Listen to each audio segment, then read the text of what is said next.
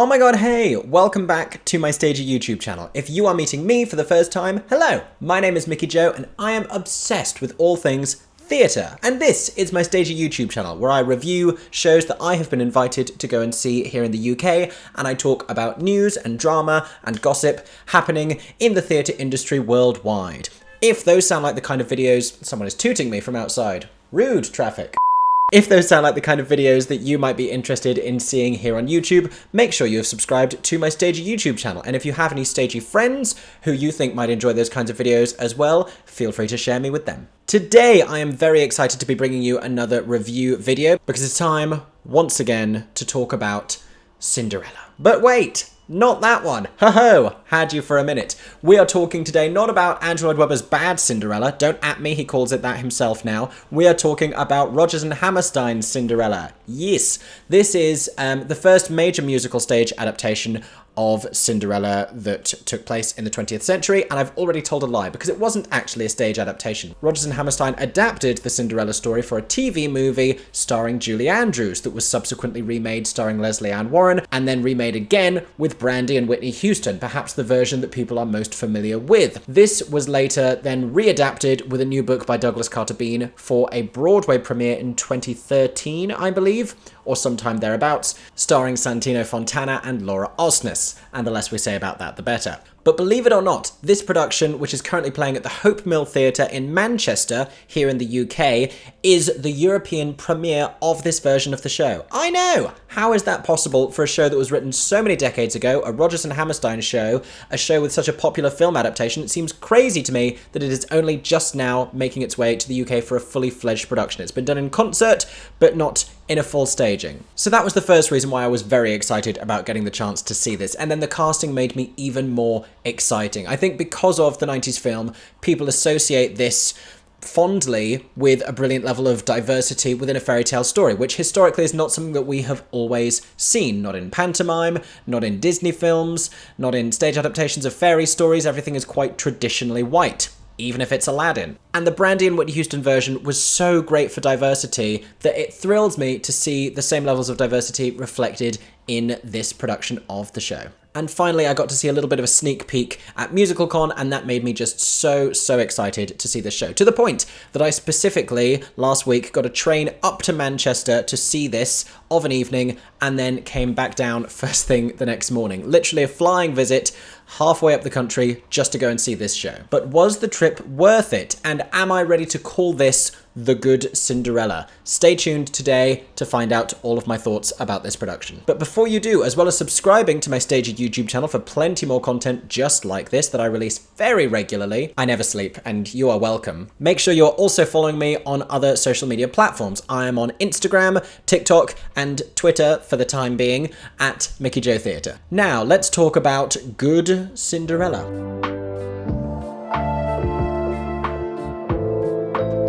So I'm not sure if any story in the history of mankind has been adapted quite as frequently for the stage as Cinderella has. Between pantomime versions and this version and the Lloyd Webber version and the Disney film that everyone knows about and Soho Cinders and all of the various other Cinderella stories that we see, there are so many. So I want to tell you about why this one is a little bit different. And a lot of that has to do with the book that Douglas Carter Beane updated for the show for its Broadway premiere around a decade ago. Because that's what really sets this apart from the other Cinderella stories, is how much of a personality it affords both Cinderella and the prince, who now has a name. He is called Prince Topher in this. In fact, he has 60 million names. No longer just charming, he now also has a fully fledged character, and he is coming to rule over the kingdom, having been away at an all-male university on an island. And as well as preparing to become king, he is preparing to get married. There's going to be a ball to find the wife. You know this part already. This is the same in every single Cinderella story. But in this version, there are also political goings-on happening in the background within the kingdom. There is a character called Jean-Michel who is leading this peasant uprising, or he is trying to lead this peasant uprising,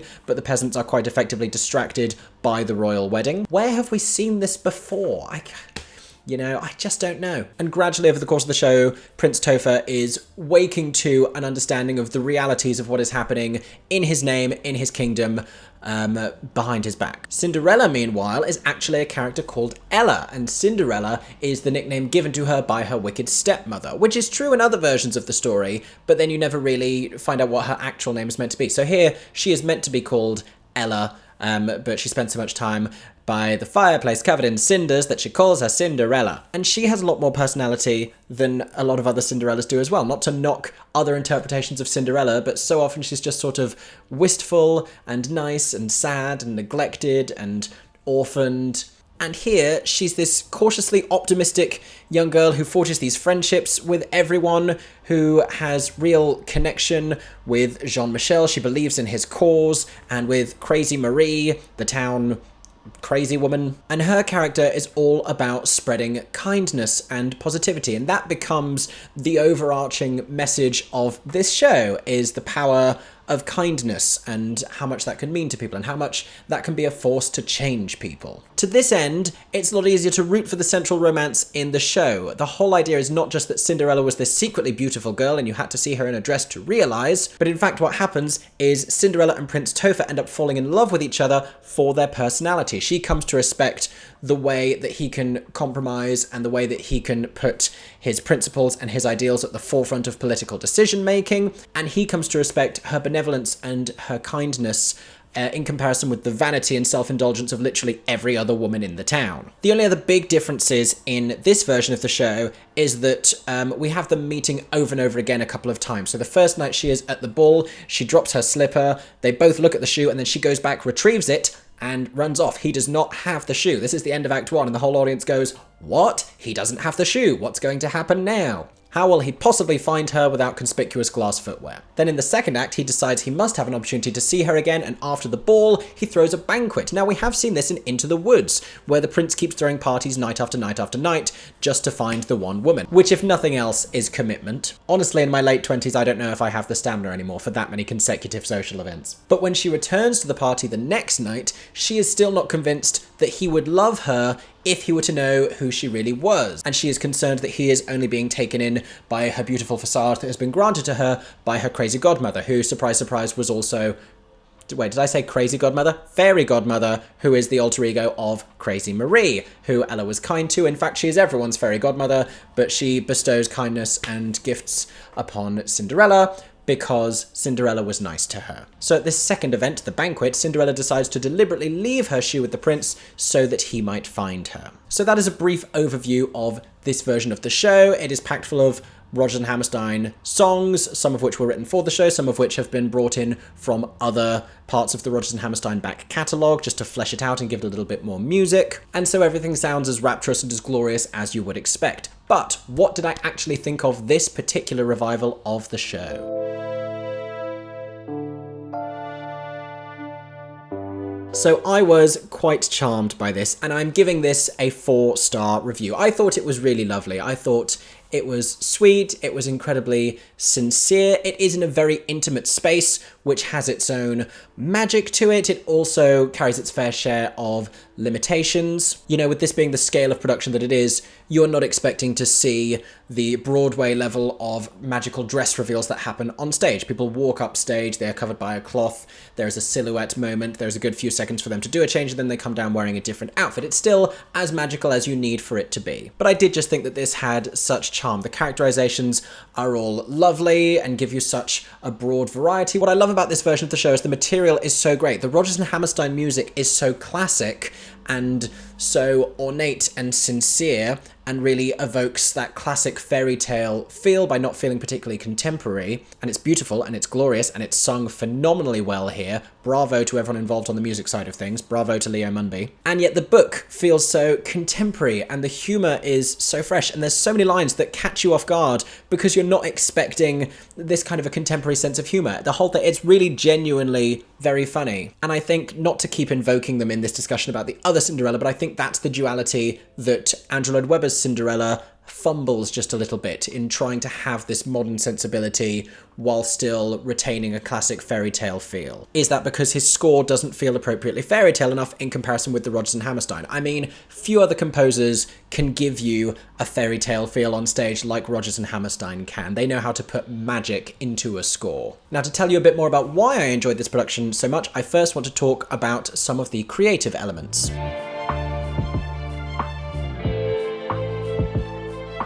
Now, this revival was co-directed by the two founders of the Hope Mill Theatre, William Welton and Joseph Houston. And what really comes through in their staging of this is the love that they have for this show. They absolutely get the humour and the sensibility. They get the fairy tale magic of it all. They tick all of the boxes that you need to get this show right. Fundamentally, they really understand what this show is. The only issues that I have that could make this even stronger and damn near perfect are a couple of things to do with pacing. I think there are some early laughs in the show that ought to be bigger, and I think it's just because some of the dialogue needs to be tightened that little bit. There are two main doorway entrances into the stage that get used for Cinderella's stepmother's house, or Cinderella's father's house. I don't want to go into fairy tale beef about whose house it actually is, but I did notice occasionally it was a little bit cumbersome getting in and out of those entrances, so the stepmother would deliver a line, and then we'd have to wait for a long time for her to get off stage before they can start talking about what's just happened without her still being in earshot. It's things like that,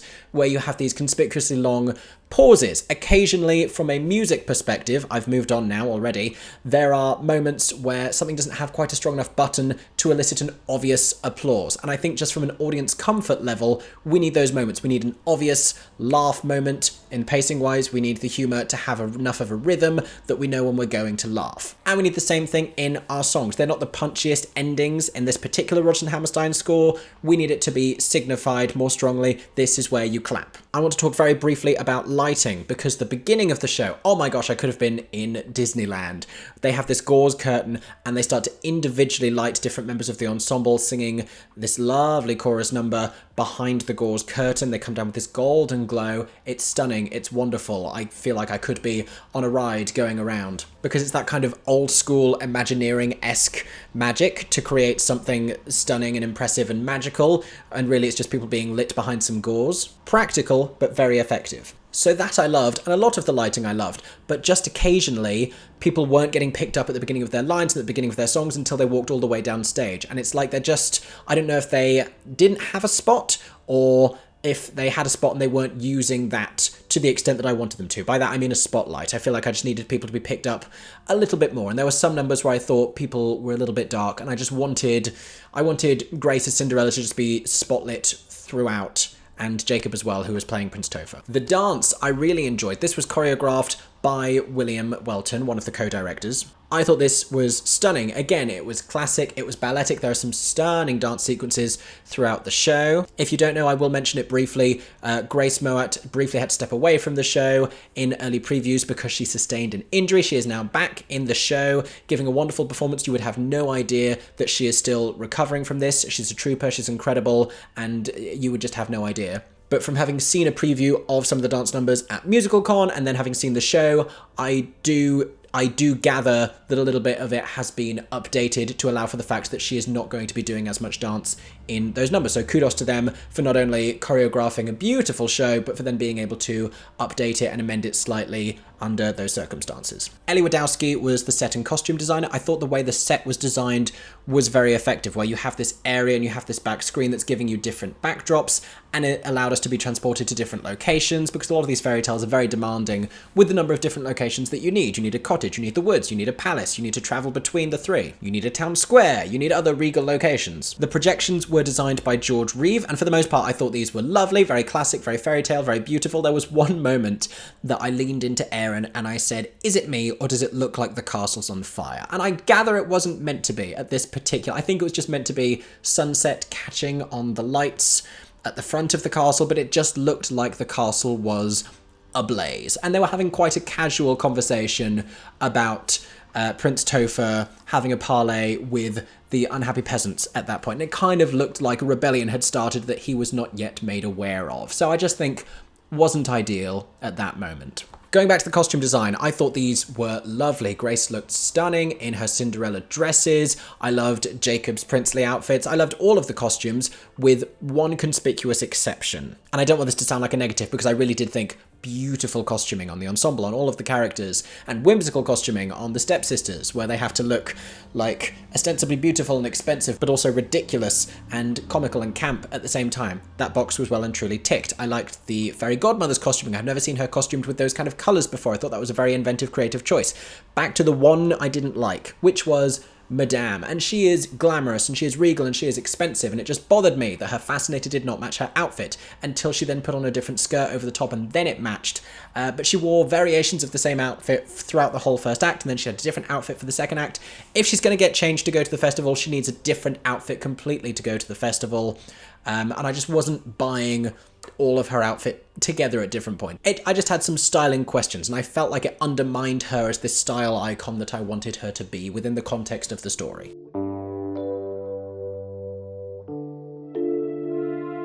Now let's talk about the cast. Now, I adore Grace and Jacob. I think they're both phenomenal rising talents, and I don't think I've seen either of them be as brilliant as they were in this. I've seen Grace in a bunch of stuff. I saw her in 5 different times as 5 of the 6 queens, and I'm loving getting to see her take centre stage as a brilliant principal leading lady in her own right. I think she's just wonderful, and I also think she was born to play a princess. She gets the Disney thing, and even though this, on the face of it, has nothing to do with Disney, this is not the Disney version of Cinderella, this is a Rodgers and Hammerstein musical, it is inescapably Disney. The sensibility of it, the feel of it, the whole tone of a fairy tale, we now associate that so implicitly with Disney that you have to hit those beats and you have to deliver that sensibility. They're doing it with American accents for no particular reason other than that's how the material has always been performed, and so it does have this Disney sound, and Grace understands that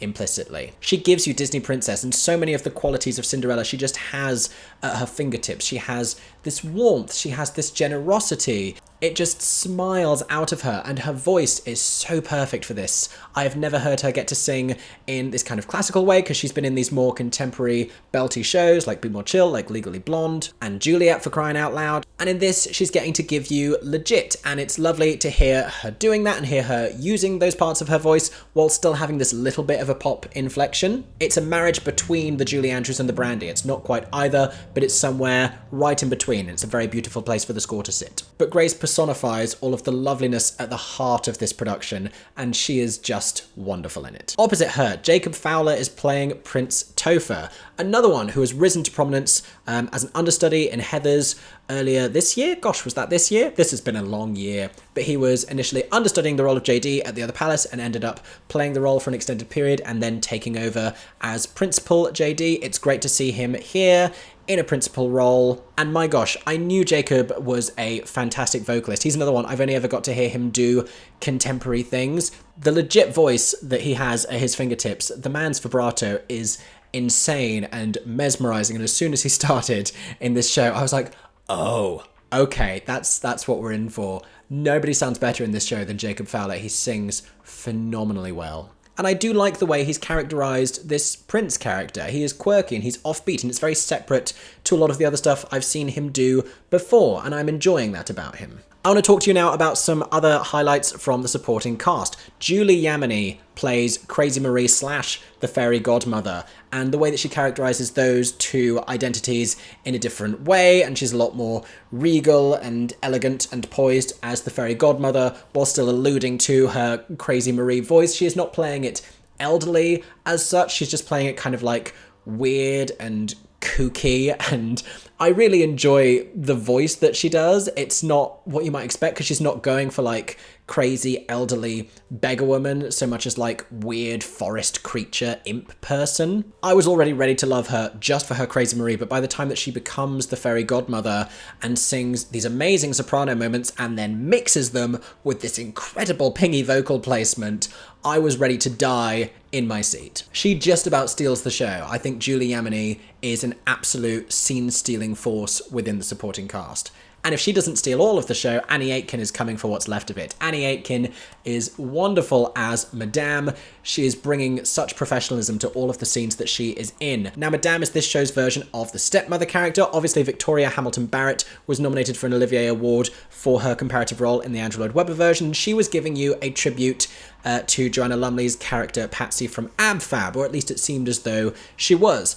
And Annie Aitken here is giving you Catherine O'Hara as Moira Rose in Schitt's Creek. Unashamedly, that is absolutely what she is doing. It is not a subtle homage, it is a love letter of a characterization. The way that she calls her daughter Charlotte, it's just so Moira Rose. It's beautiful, and that's such a wonderful characterization to invoke for a Cinderella's stepmother. I would never have thought to use those inflections and to use that characterization for this particular character, but it works so perfectly. She's hilarious. She has a really fascinating arc throughout the show, and it's great to watch her machinations and to watch her reacting to everything else that's going on around her. She has a brilliant rapport with Cinderella and with her stepdaughters, who I want to talk about next. So Katie Ramshaw plays Charlotte, and Katie, I feel like, really ignites the comedy in this show, because we have a few laugh lines that come before it, and they're charming, and you smile and you laugh a little bit, but as soon as Katie starts landing her fantastic laugh lines, that's when the audience really starts to erupt. She has some punchlines that are just incredible, and her delivery of them just dryly, and the way she's characterized this stepsister with this just aggressive determination is hysterically funny. I could talk about every single person in this cast because I have such a fondness for their characterizations. Everyone has brilliant vocal moments and brilliant acting moments and comedy moments. There is so much to enjoy, and I love this version of the show that it affords so much time to all of these different characters, that we have so much time for Jean-Michel and Gabrielle, who are also both played fantastically. Kudos to every member of this cast. One more name I want to briefly mention, just because I will kick myself if I don't. If you are looking for an ensemble standout, Ella Valentine. In few shows in recent memory can I think of a member of the ensemble who has stood out quite so much vocally in dance numbers as Ella Valentine. She's positioned sort of as a principal dancer. I believe she's the dance captain as well for a lot of the ballet sequences, and she is formidable.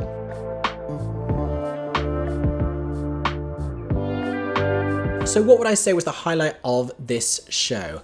I have two. There are two really lovely moments. One of these is the song Stepsister's Lament, and for all of the beautiful, glorious Rodgers and Hammerstein music, Stepsister's Lament I think is still enduringly the best song in this score. It's a comedy number, and this particular arrangement of it, it used to be a duet back in the day, this particular arrangement that I believe was originally done for the Broadway version, where just one of the sisters, Charlotte, sings it, backed up by the ensemble. It becomes a female ensemble number. I love that version of it so much, with the key change at the end, the way that she lands it with comedy and vocal panache, and the way that they then all come in and they're stomping and they're singing, and the way they're all emoting it. They are selling this number. It's so much fun. It gets a huge reaction. It kicks off the second act, and I loved that part. The other part I really wasn't expecting to enjoy was A Lovely Night. Now, this is a song in the second act where Cinderella greets her stepsisters and stepmother who are returning from the ball, and she is hypothesizing about what it might have been like to be there. Of course, we know that she was, but she is playfully teasing about what it might have been like, because she is also coming down off of this high of the whole giddy, joyful experience. And it's so infectiously joyful that the four of them briefly forget the whole animosity of their relationship, and everyone just delights in each other's company as they're sharing this song and this imagination, and it's a lovely scene, and that's something you don't get in a lot of other Cinderella stories. You don't have it breaking through in this signifier of what their relationship might be, were it not for all of the combative, ambition. Combative ambition. Oh, so those were my two highlight moments of the show. So who do I think would enjoy this? I think any Disney lover is going to love the show. Again, it's not specifically a Disney property, but it very much has that feel, and there is no stage adaptation of Disney Cinderella, so this is the best one that you are going to get. But don't think that it's classic and old and musty. It's a very contemporary interpretation of the story, these characterizations, their vibes. The whole thing feels very up to date while still sounding very classic, which I do think is the best of both worlds. This is a beautiful show for families as well. The whole thing is very lovely in the run up to the Christmas period. It's a lovely winter musical to go and see. Honestly, I can't recommend it enough. I think this has really broad appeal. I think the Rodgers and Hammerstein and classic musical lovers are going to really enjoy this, but I think fans of the young cast of the show who have seen them in other more contemporary things will also have a lot to enjoy about this production as well.